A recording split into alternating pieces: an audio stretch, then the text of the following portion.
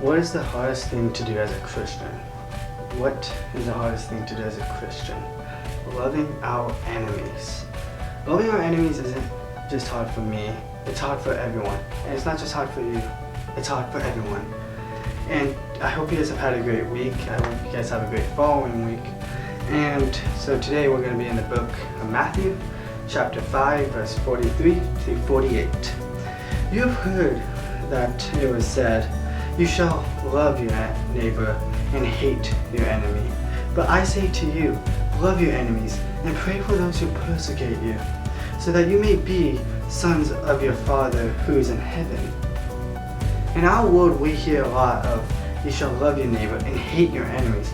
But God tells us that we should love our enemies and pray for them, because we don't know what's going on in their life, and we should always love everyone, because God says that we should have faith, hope, and love. And it's hard to love our enemies, but we are called to do that. We are called to love one another like ourselves, and we're called to treat them like ourselves.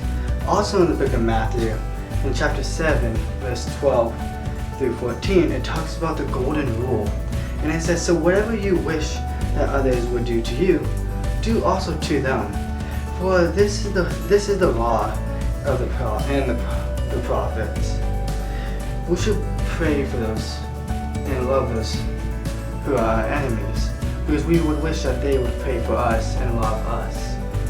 And I have some questions for you guys. What is your first response when someone hurts you? Do you forgive the people who have persecuted you? Do you feel you could pray for your enemies? And then what steps are you going to take to forgive your enemies? And loving your enemies can be hard, but with God you can do it. It's not always easy, it's not always going to be fun, but you can do it.